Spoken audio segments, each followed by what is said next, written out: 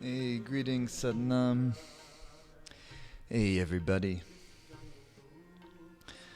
Nice to be here with everyone again.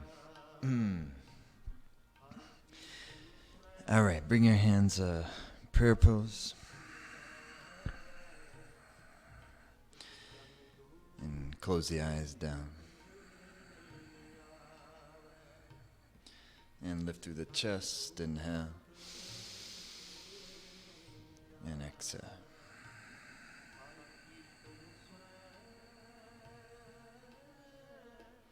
And inhale. Exhale.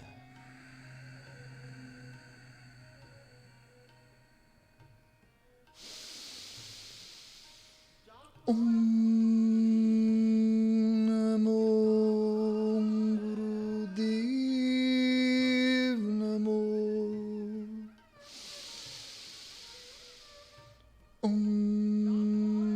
Namo Gurudev Namo. Namo Gurudev Namo.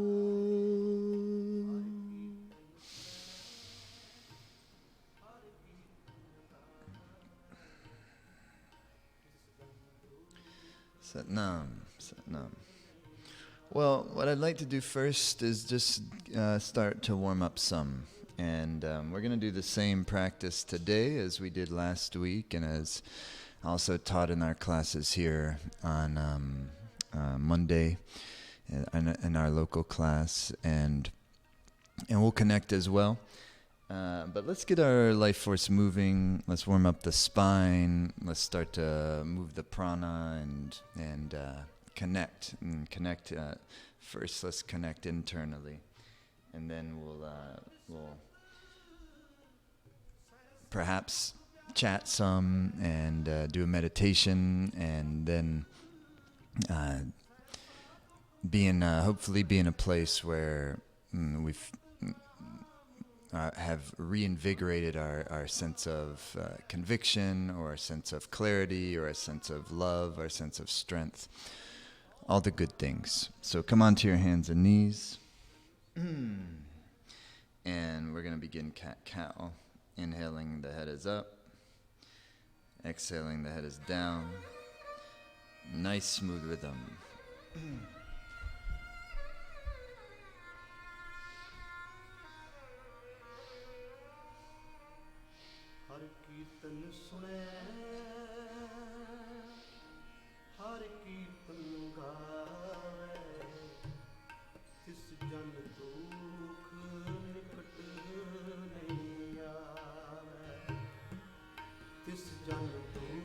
Eyes closed down, listening to the sound of the breathing.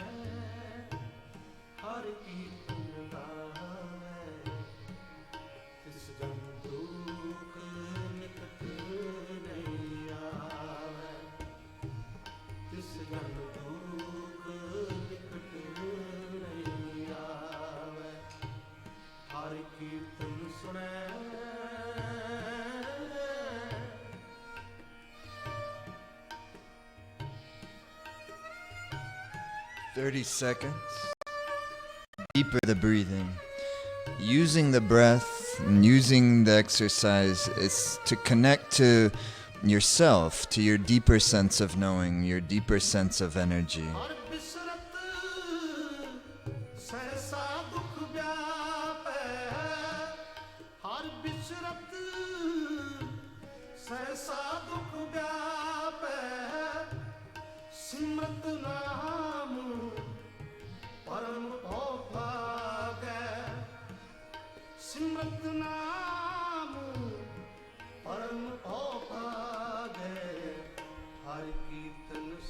And inhale deep, head is up. And exhale, head is down. Push all the breath out. Good, and come make your way to easy pose.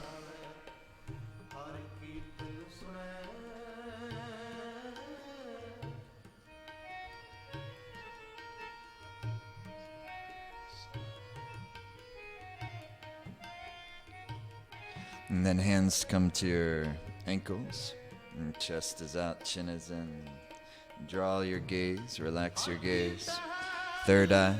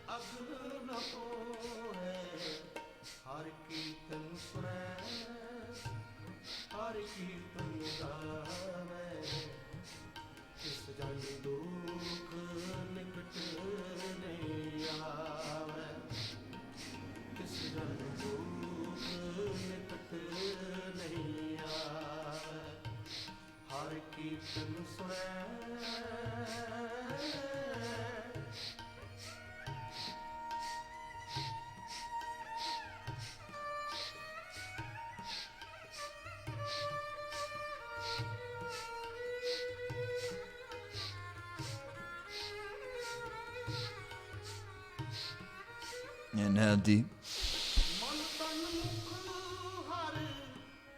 Third eye, root lock.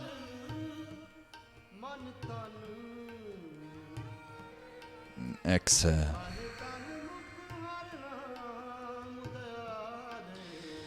Hands are here.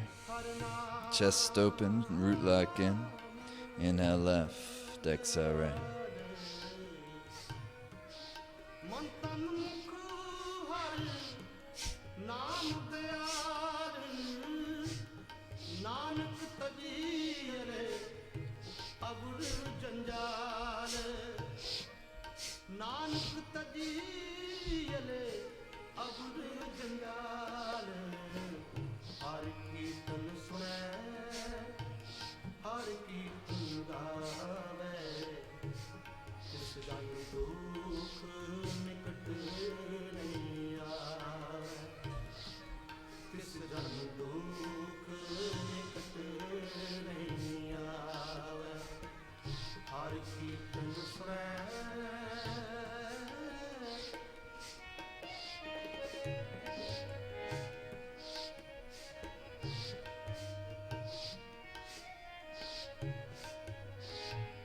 To the center, inhale.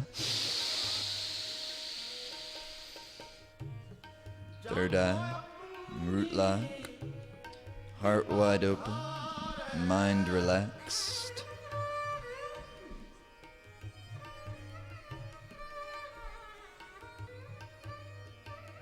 And exhale.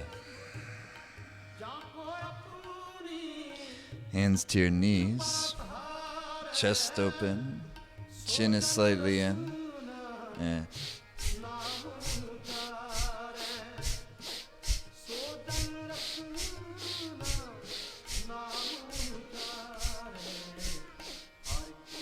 Engaged core Every exhale, let stress, accumulated stress, tension, upper back, neck, shoulders release.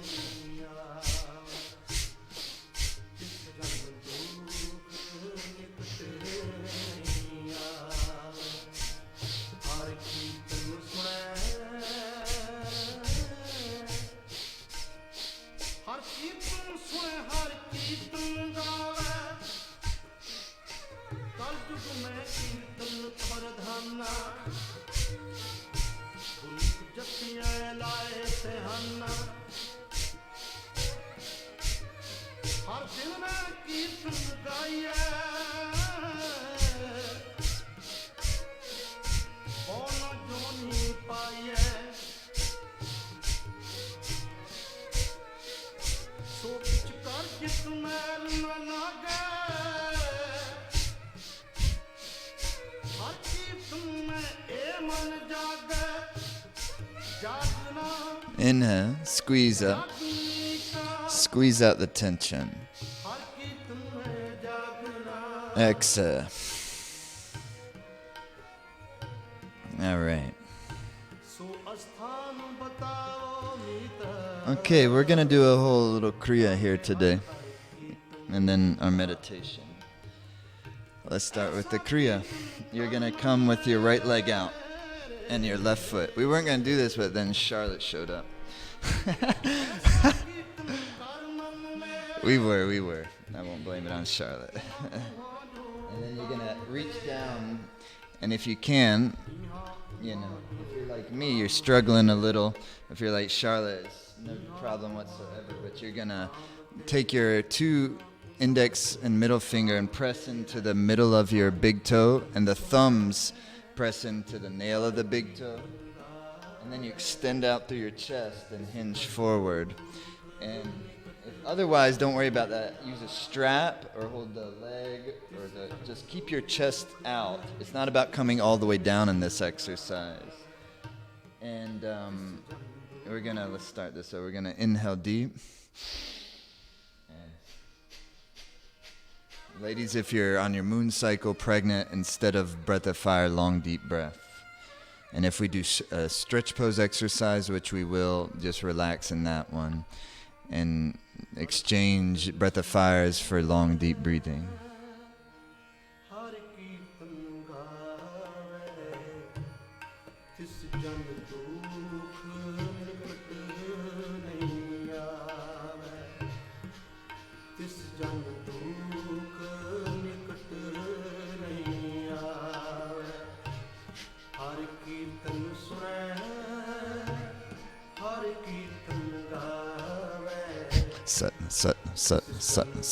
Sat.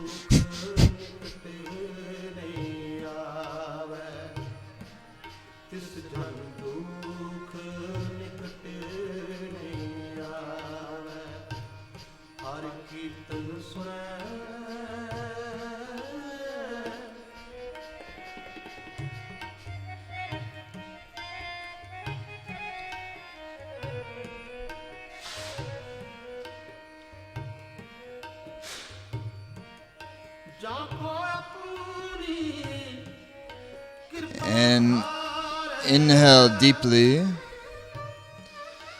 and then fold, exhale.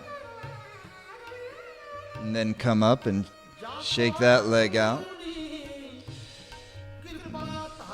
And let's do the left side. Same thing.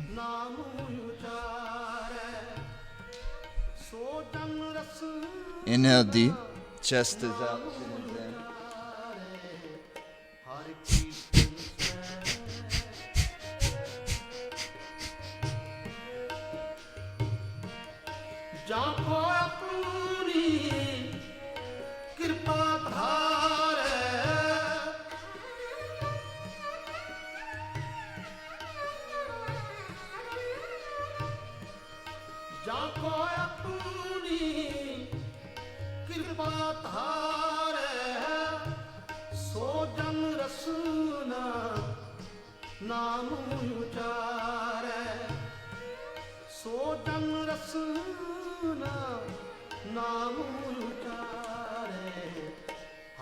Inhale deep. Extend. And then fold, exhale. Amazing. And then you're going to come onto the back.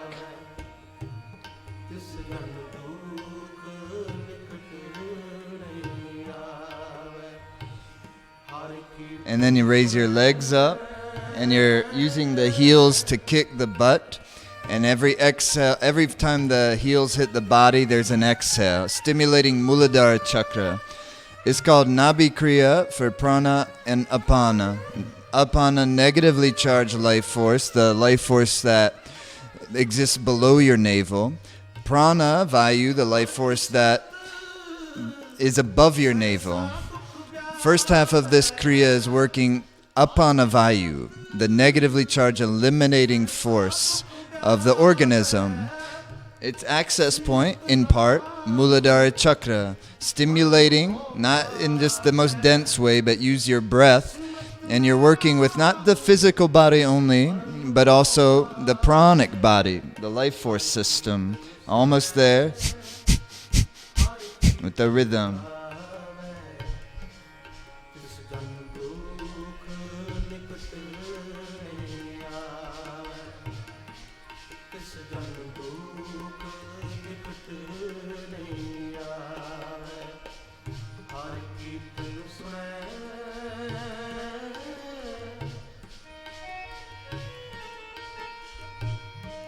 Inhale. Relax. Relax all the way down for a moment. It's why Triphala is considered really among the top 2 or 3 supreme herbs in Ayurveda, because of its, in part and largely because of its effect on apana vayu, the eliminating force of the body.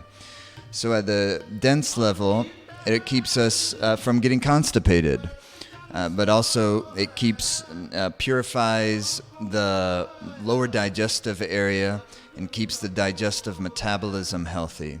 But then also on a more subtle life force level, it helps to keep the mind clear. It helps to keep all the prana flowing well in the body. The prana vayu is what governs what comes into your organism.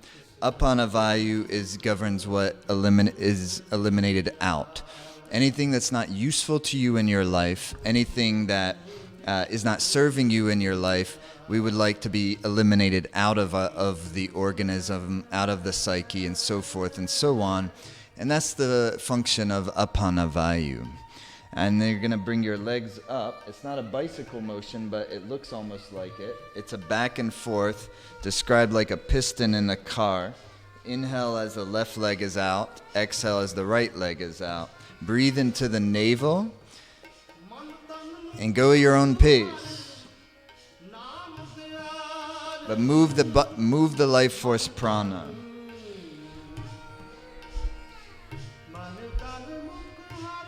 Use the breath.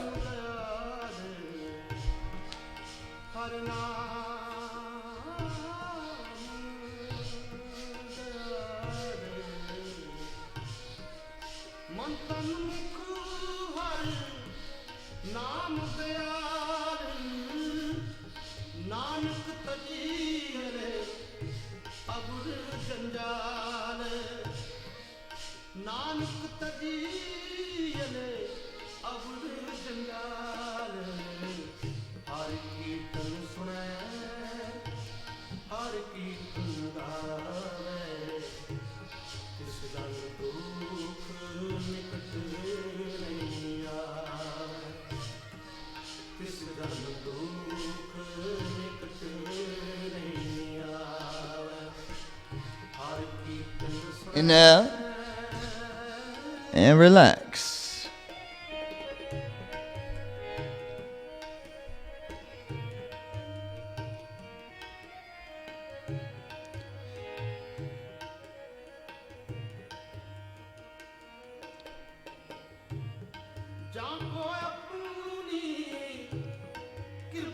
And hug the knees to the chest.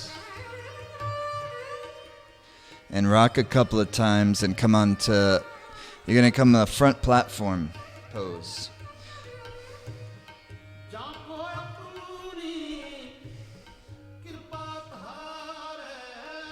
Okay?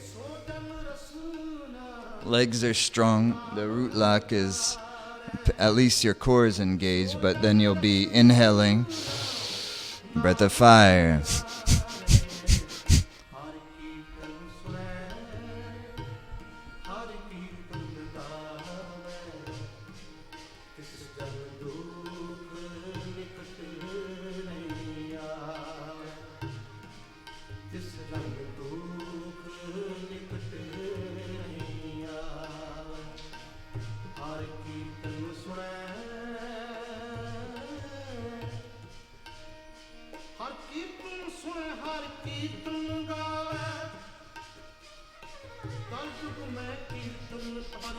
Move the navel, almost there.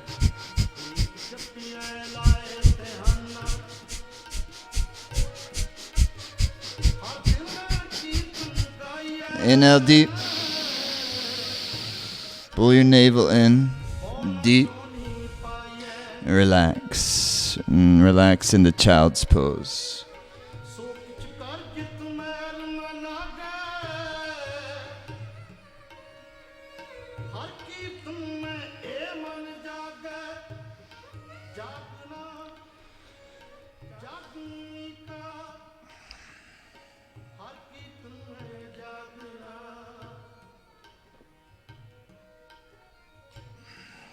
And then you come back onto your backs.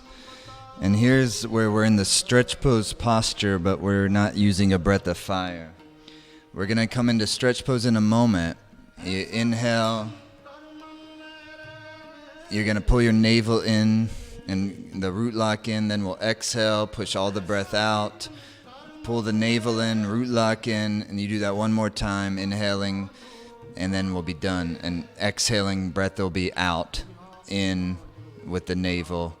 I'll guide you through it. That was very confusing and subpar way of explaining how to do this exercise. I'll guide you through the whole thing. All right. So again, it's not a long exercise, but let's see if you can have an experience of really kind of strengthening and centering the energy in the navel area, just below your belly button. So you're going to inhale deep and come into the posture. And navel comes in, and then perineum, rectum, sex organ area up and in. And pull deeply. Now hold the posture and exhale completely out. Good. Now keep the breath out, navel in, root lock in. Deep, deep, deep. Now inhale. And pull deep, deep, deep. Exhale all the breath out. Pull in, navel, and relax. Good, relax all the way. Just for a few moments, relax.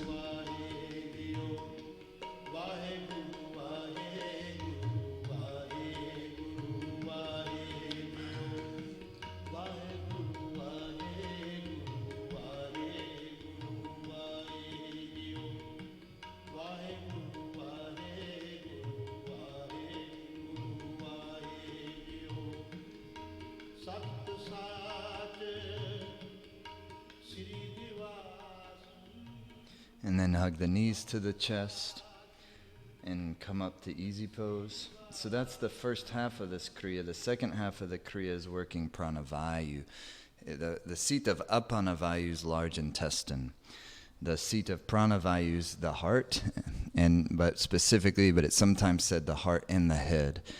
And what that infers is that Pranavayu, the life force above your navel, is there to connect the head and the heart together. Crucially important. So what you're going to do is take your hands out like this.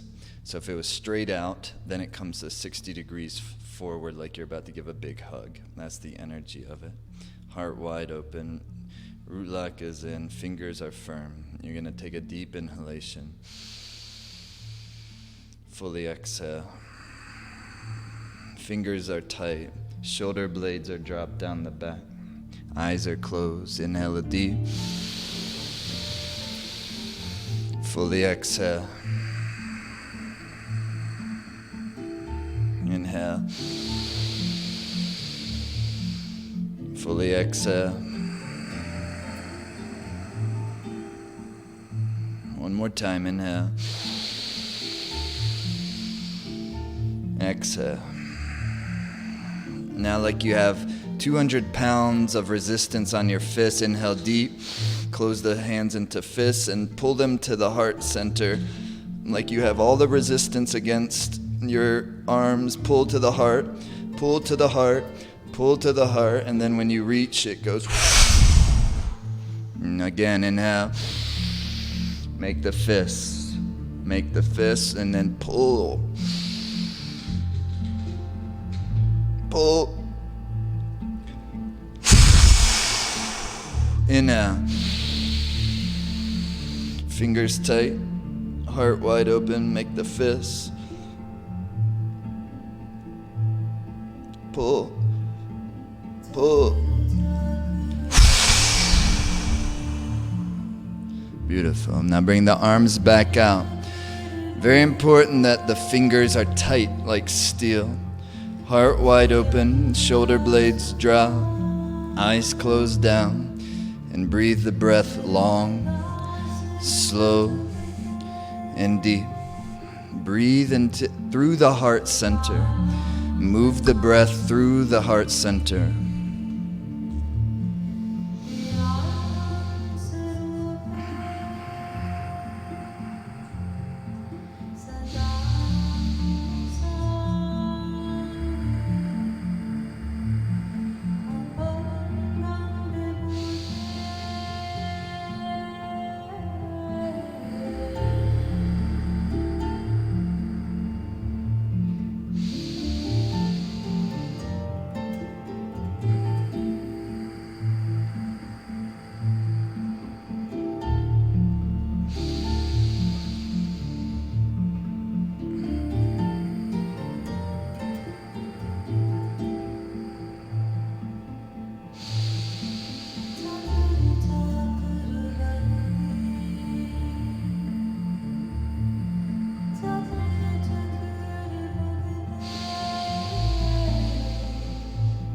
Fingers must be tight. Breathe through your heart center. Now slowly bring the hands towards each other. Bend your elbows until the hands are in front of the body, about 6 to 12 inches, the palms from each other. And then peek your eyes open and gaze into the space between the two palms.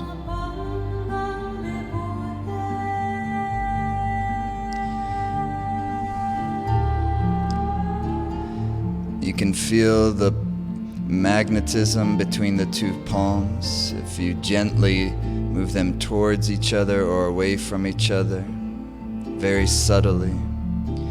The flow of positive and negative. Female, male.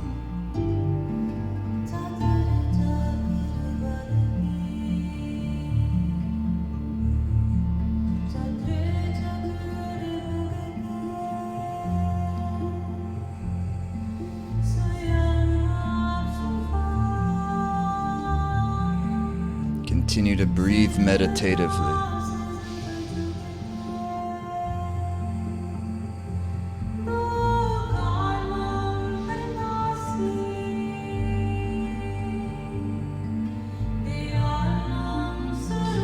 Then close the eyes and meditatively bring the hands into prayer pose, center of your chest, and continue to breathe consciously, inhaling deeply, exhaling completely, using the breath to move the life force through your heart center.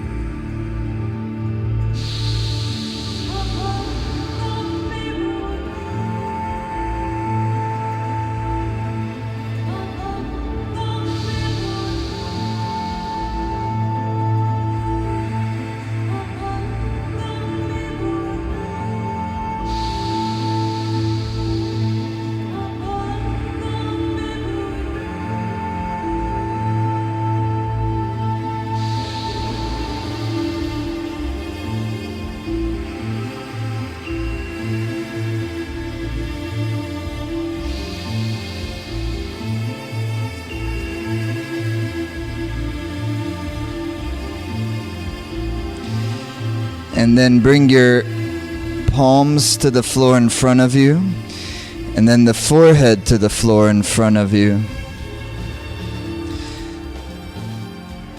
As if you're grounding magnetism, center of the palms touch to the floor, forehead, even if you need to come up off your butt and bring the forehead to the floor, frontal lobe to the earth's magnetic field.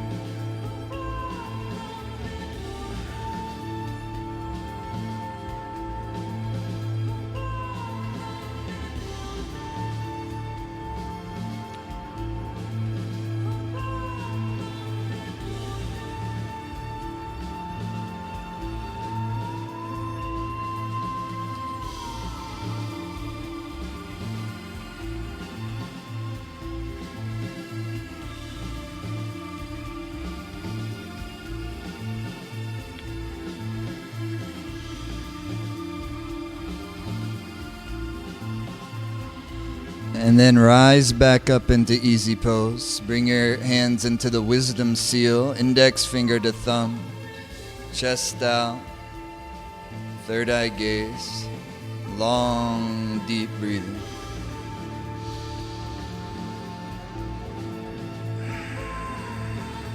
Not just passive breathing, but conscious long deep breathing. Actively moving the life force with the breath.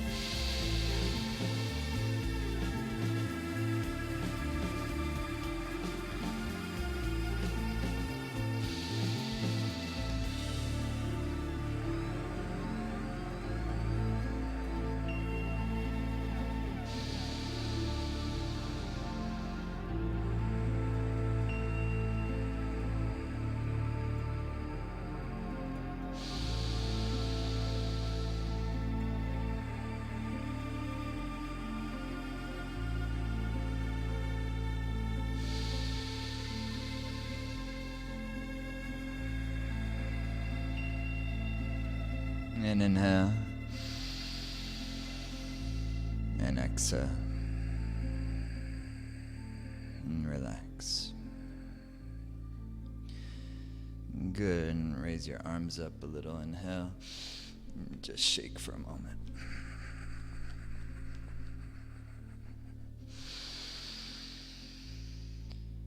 Sat Nam.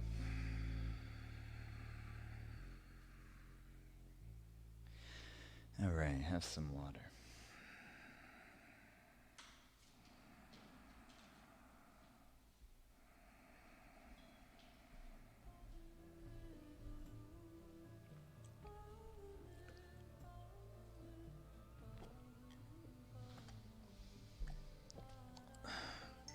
It's interesting to be in here because I can't remember if I mentioned it to all of you yet. But we have this new space. It's actually in the same building as our other offices.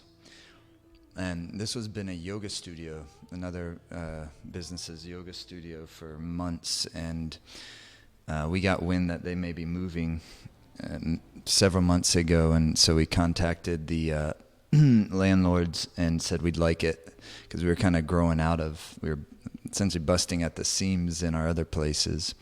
Everybody was kind of working on top of each other a little bit, not enough space for us to really operate in with the way we wanted to. So we said we'll take this place if it comes available, and then we thought it'd be available December, no. We thought it'd be available January, no. And then right at the beginning of February, it became available, and we have it. And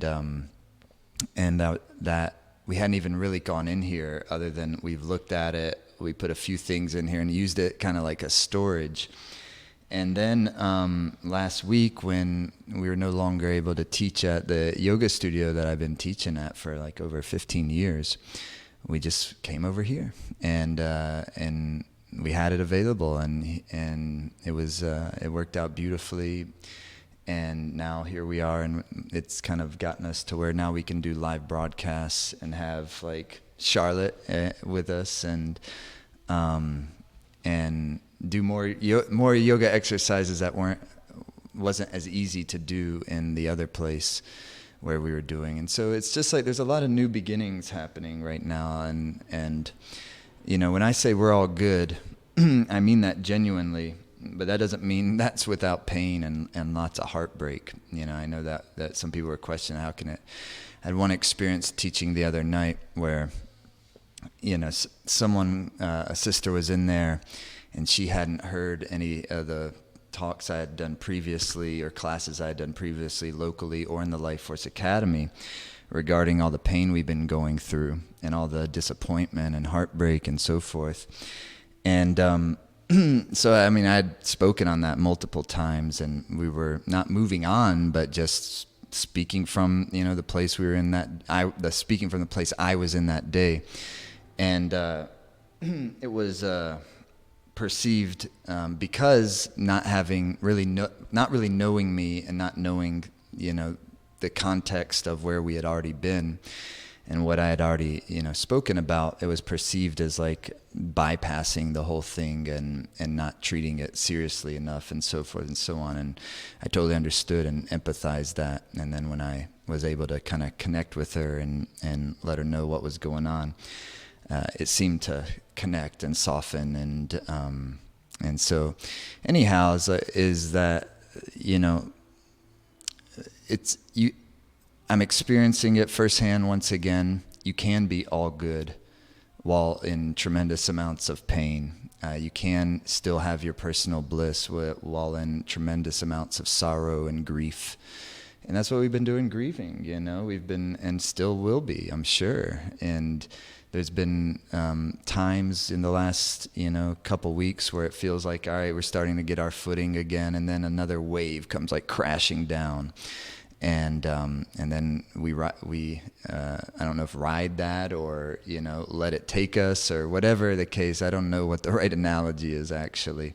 It's been, you know, one of the most intense weeks I can remember, a couple of weeks, and one of the most difficult times I can remember. And I'm grateful for that. You know, I'm learning so much in like every moment, and I'm learning so much about to me what it means to be a teacher, you know, and how much responsibility that comes with.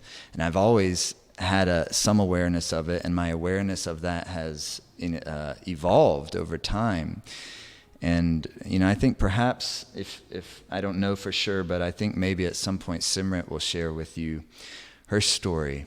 She has firsthand story of abuse with a spiritual teacher, not sexual abuse particularly, although that was the door was open for that, but I'll let her tell her story. And I was very much, you know, around all of that, and I didn't experience that abuse at the level she did, not anywhere close, but I witnessed it firsthand. And so that really opened my eyes, and that was many years ago. That really opened my eyes to what the responsibility of a teacher is. And now this is taking it to a whole nother level. And, you know, with like every word said, but not just the responsibility of the teacher, but also the responsibility of the teacher to empower the students to trust themselves. And and for us as students, because I consider myself a student as much as anything else. I'm a student of the teachings. I'm a student of the practice. I'm a student of life. And even if I'm teaching, I'm still a student. And that, you know, that we trust ourselves, and that we use this work to connect to ourselves, and then to really have a deeper and deeper experience of what we are, and not based on anything else but our experience. If we resonate with something, great. If we don't resonate with it, toss it off. And that's not a new message that folks are getting from me. It's the same message that I've been emphasizing for myself, and I believe for others. We have lots of videos I know that could verify it. And but now, to me, it even has more meaning when, as I'm speaking it now, and that and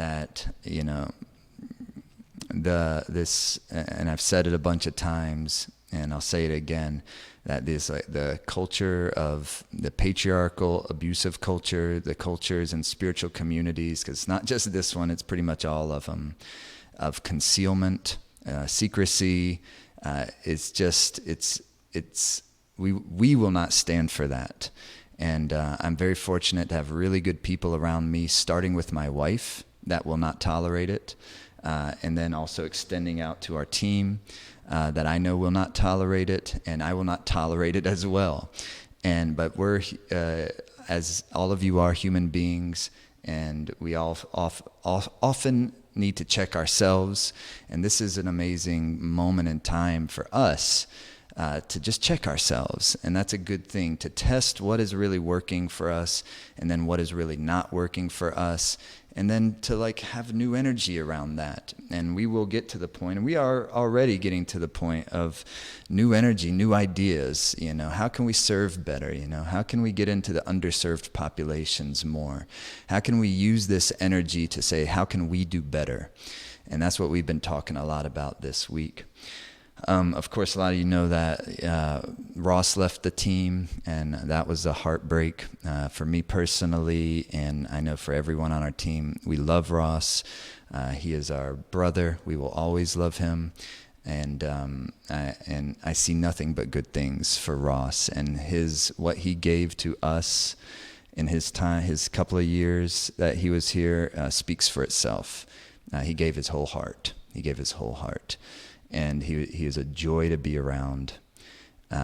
Fun, he and I and Simran went to a bunch of Grateful Dead shows together. Who knows, maybe we'll still get to do that at some point. I hope so. And so, it's like there's differences of opinions, and that's cool, so anyhow, I don't have a lot to say about that other than, we love him and there's nothing he can do about it. But again, we've been grieving over here, we've been, there's been tears, there's been all of it. So when I say we're all good, that's a true statement. We're stronger because of this. We have more conviction in the work that we're doing. We have more discernment about what it is that we want to do and don't want to do, who we want to be associated and who we do not want to be associated with. But that's a process, and I will not be rushed into, anything other than trusting our own intuitive sense and taking our time with what things that we need to take time with. We're still kind of figuring some things out in terms of, and let me just say, in terms of certain things, what we're not figuring out is what we're about. Like, we know what we're about, and we know what works for us, and we know what's worked for us, and the same things that have always been working for us and people all over the world before all this happened is going to continue to work once the storm has settled, and we'll see what's left standing. And that's really what is going to be fascinating around all this. I have my sense of things, but there's a lot of details that will need to be ironed out over time. But the essential stuff that we're doing is going to withstand the test of time. I feel that wholeheartedly. I don't have any worries about that. I don't have any worries about the Life Force Academy or the work or the immersions or anything. We'll see what happens with 3HO and KRI, et cetera, et cetera. I see that there's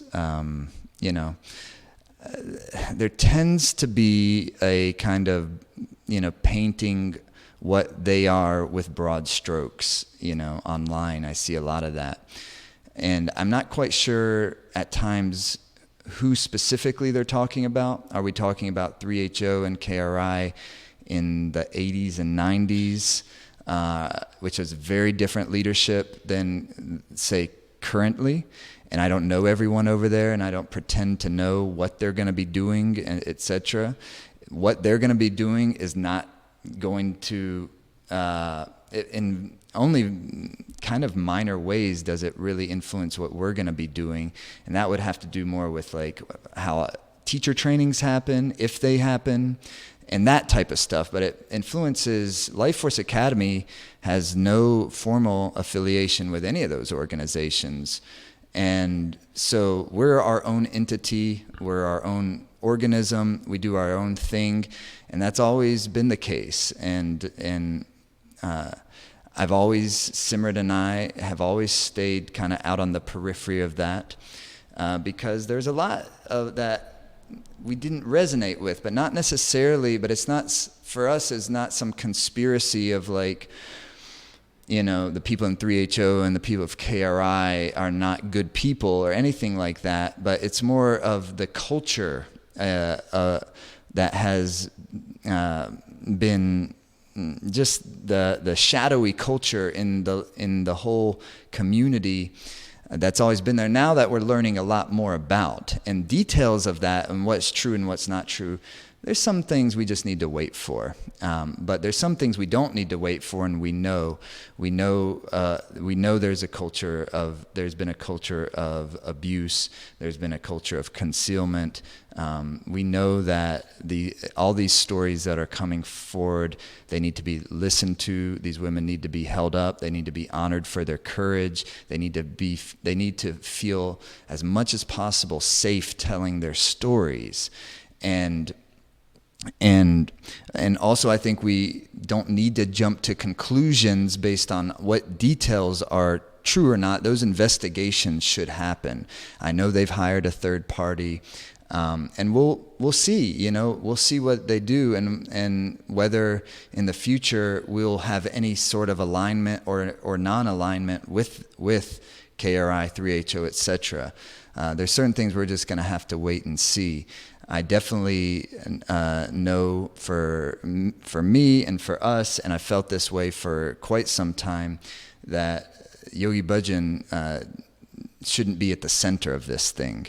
It shouldn't be called Kundalini Yoga as taught by Yogi Bhajan, other than our teacher training advertisements that is, KRI stamped. We don't use that terminology anyways, and this isn't even commentary on Yogi Bhajan, by the way. So just to be very clear with everyone, this is commentary. It's like no person should be at the center of this, no matter how great or how horrible they are. This is about the people. This is about serving the people. This doesn't need a person at the center of it. It doesn't need some person's imagery deified, put up on a pedestal, all of that. And my opinion is that that to take him out of the center of this, which it's been already for too long, when that is removed, it will allow these practices and these teachings to flow better. And so anyhow, that's just kind of where we're at with it right now. And we considered sending out, the class that I taught Friday, we considered sending out a portion of that video publicly. And then after sitting with it, I was like, no, I'm not going to. And that was a connection with you all, and for people that, we have meaningful relationships with. And I consider people in the Life Force Academy, and we're looking at ways for people who aren't in the Life Force Academy but who have taken our courses and would like to tune into all of this, finding a way for them to view that as well. There's just technical considerations we're trying to figure out with that. But and so, if and when we release some statement publicly, that'll be there. But not being rushed into any of that. This is something that obviously we're connected to and very deeply, but it's not something that was generated from us, and I am tremendously grateful for this experience that we're going through and all its pain. I told our team yesterday, like a couple nights ago, after teaching in here on Thursday locally, because we've been dealing with like multiple storms. We've been dealing with the bigger storm that the whole worldwide Kundalini yoga community is going through, and then we've been dealing with like a local storm, and so and our team, and I'm so inspired by just how we've all been navigating it, not dismissing anything, not projecting anger towards anyone or judgments towards anyone, just really being able to sit inside of it, and at the same time like know where we are and what we're about and what we resonate with, and allowing every person to kind of end up where they want to end up and where they feel what they feel is right for them, whether they are in agreement with how I think about it or how someone else thinks about it or not, and have no interest whatsoever in trying to convince someone otherwise. And that, so without going into too many details, I came home Thursday night, and Simrit, who is very much aware of everything that's going on, but she makes a conscious decision to just stay off social media. She's not really on social media much anyways, and she knows what she needs to know and hears whatever she needs to hear, and I respect her decision very much. I'm even jealous of it. I don't have the luxury of staying off of it. I have a responsibility to like be deeper in the trenches. So I came home. I know she could sense my energy and just holding a lot and holding space for a lot of people. And she gave me a hug. And for the first time, like the whole week, I just started crying.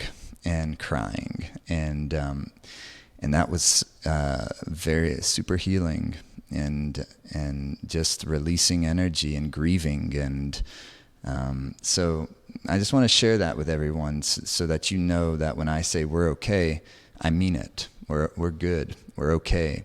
But that's not in this kind of like, oh, we're just in our meditative mind and everything's fine. And nah, we feel the pain, the grief, the heartache, and all of it. And within that, we're experiencing how it's taking us deeper into what we've been doing all along anyways. And that this has been a moment where we can really get feedback for ourselves. You know how I sometimes reference that Guru Rinpoche, Padmasambhava, has that thing where it's like, if the one who's experienced a complete emptiness, someone could come at them with attacks and cursing them, and someone else simultaneously could come adorning them and lifting them up and praising them. And the one who had achieved a complete emptiness would not feel one iota of extra attraction to the person adorning them, and one iota of extra repulsion towards the one who is attacking them. And so I've been able to watch for myself, and once again recognize I have not yet achieved complete emptiness. And that's good feedback. But at the same time, I'm very comfortable with where I am. And I would encourage all of you to endeavor to be very comfortable with wherever you are, and to embrace that with wherever you are. And that's called self-love, real self-love. And it's very easy, as teachers, and I know many of you are teachers as well, it's really easily to take things that are innately good and use them to manipulate others. It's not hard to do that. And so that's why we have to check ourselves. And that's why, I know there's we're not 100% sure what's going on with our, this upcoming first teacher training that we've done. I've always wanted, I could have a long time ago done it outside of KRI, but I've always been of the thing that I want to do my best to do the things under the umbrella, as long as, I felt that umbrella is serving the people appropriately and well. And so that's in question right now, not to me because of the teachings or the teacher training itself, but just people have to feel good about it, and I have to feel good about it. But on the other hand, and I'm just going to say this, and I mean it, and you could disagree with it or not, but I feel it in my heart. I think we should be teaching teachers, because I believe, and I'm not the only one, there's lots and lots of amazing people, and there's really amazing people in 3HO and really amazing people in KRI. I never got to that point, but I know them personally, and they are, I don't know everybody, I know some people, and the couple of people that I've talked to are in very similar places that I am with all of this. And so I would encourage us not to just cast a broad brushstroke on what's going on, but let's watch and let's see, and let's let the actions speak, and that will take some time. And in the meantime, if we or you or anyone decides to not participate in any of them, I would respect that. I respect that decision. I respect any decision you make, even if I disagree with it. And so, but I do think we should be training teachers, because I have confidence and convictions in us, doing good teacher trainings where we can really train teachers for really what the new energy of this work really is. That's been emerging in my generation and even the generations younger than me all along. And my wish for the first generation of Kundalini yogis in the United States that were direct students of Yogi Bhajan is that in this kind of last, this last kind of phase of their lifetimes, which still is, God willing, plenty of years and many, many years, that they're able to help to steward this thing into really where it should be, and in a place with great ethics, with great heart, with great clarity, with great teachings, with great practices. And that's going to take some time for them to do that on an organizational level. What we're doing here is not dependent on 3HO. It's not dependent on KRI. And the teacher training stuff, we're given that space right now. As of now, everything is still, scheduled to go. If that changes, we will let everyone know immediately. And but Life Force Academy immersion's 100% a go. I can't wait for it. Our immersion in Menla in late August, 100% a go. Can't wait for it. And what we're doing, we're rolling.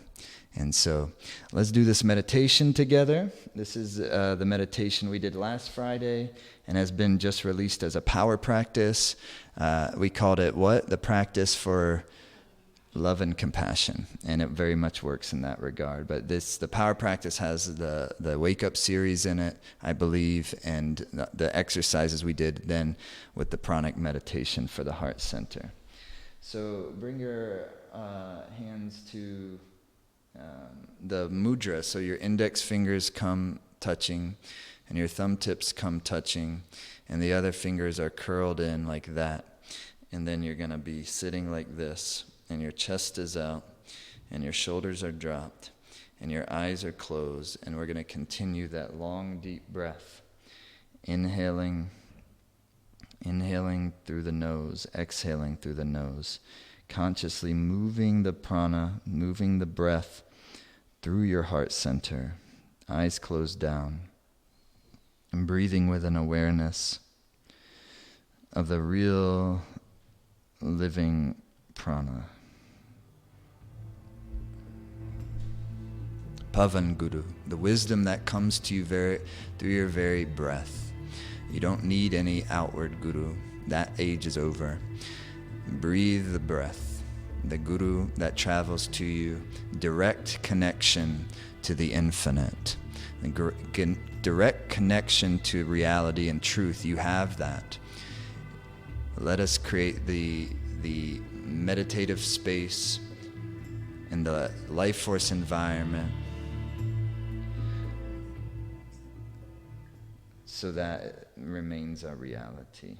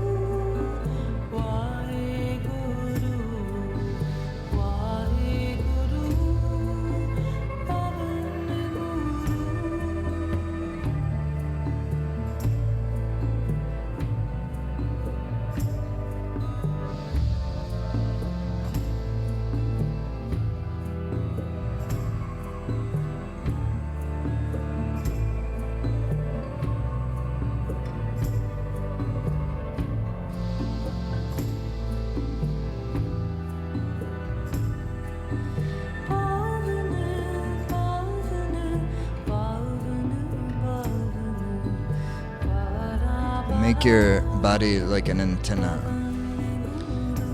Like you're creating a magnetic field within the context of the asam.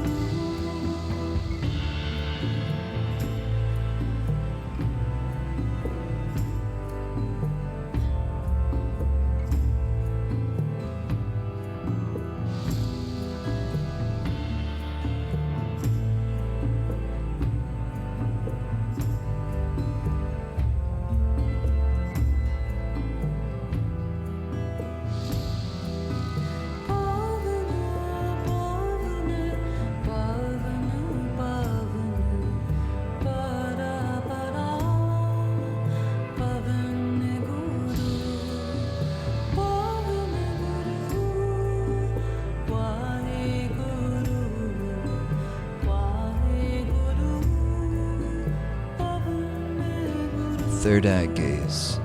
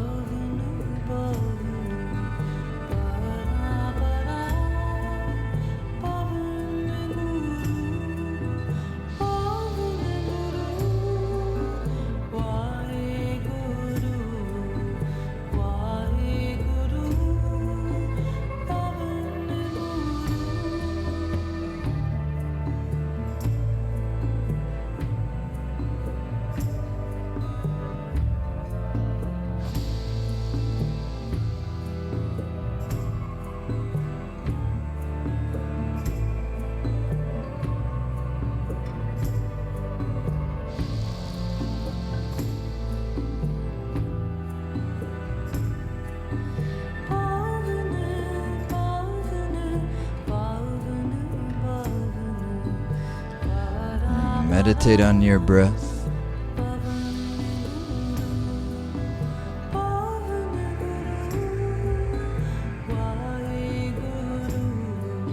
Try not to let a single breath go by without bringing your full awareness to it.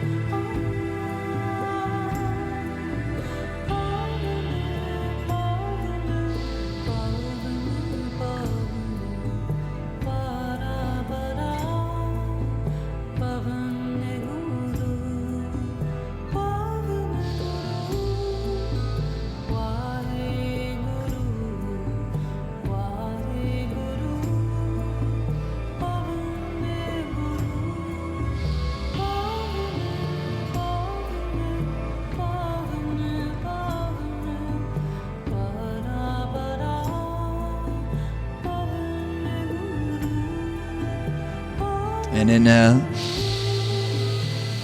Interlock your hands, base of the skull on the neck, elbows back, heart wide open, O-shaped puckered mouth.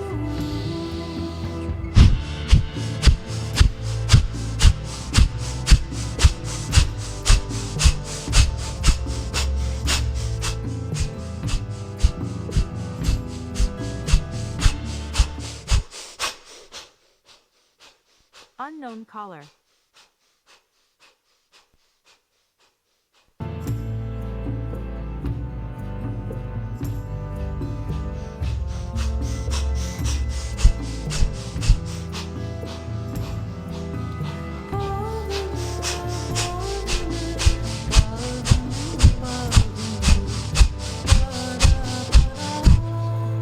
Apanavayu, get out whatever needs to get out. Stress, tension, whatever it may be.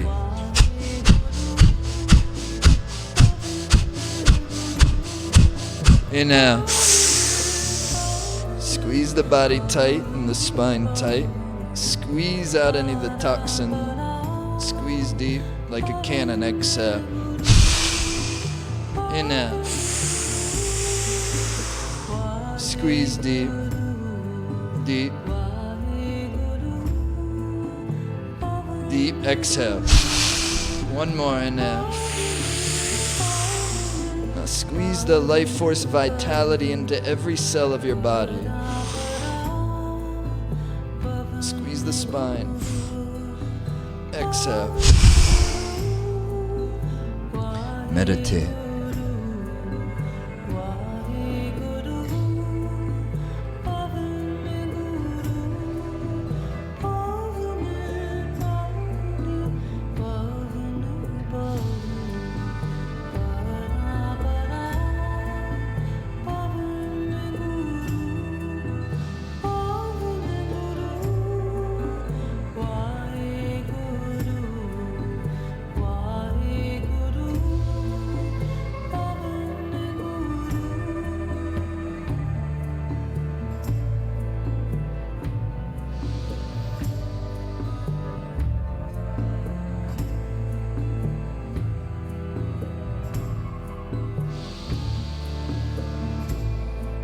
Take your hands like a cat scratching.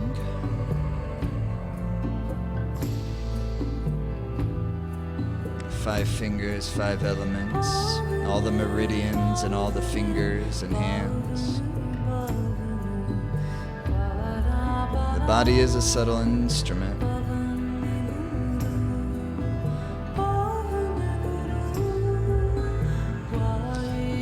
Teachings say the morning after doing this meditation to have some lemon water.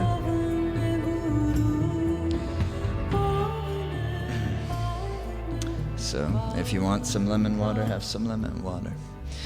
All right, relax. Bring your hands to your prayer pose. Think of somebody you love. Wish something good for them.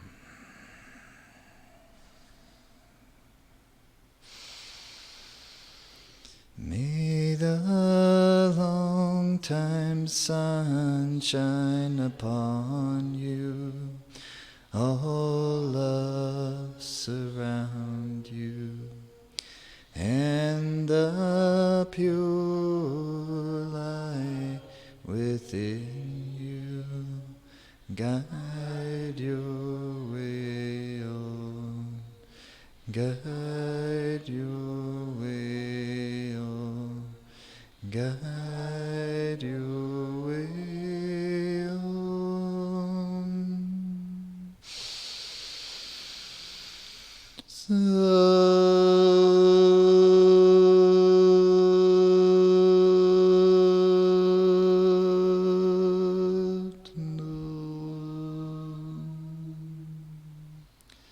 Satnam, everyone. Have a beautiful, beautiful day. I am going to go on to it'll take me a couple minutes because I need to get back over to where our internet is stronger right now. But I'm going to come on for just a few minutes today to our Facebook group and say hi to everyone. Thanks so much for being a part of this. Thanks for being a part of the Life Force Academy. We are very, very grateful for you and love you. And love to you, love to your families, love to everyone all over the place. Those are really struggling right now, holding a very heartfelt prayer space as best we can. And so we'll see you over there on the group. We'd love to connect for a few minutes. Satnam.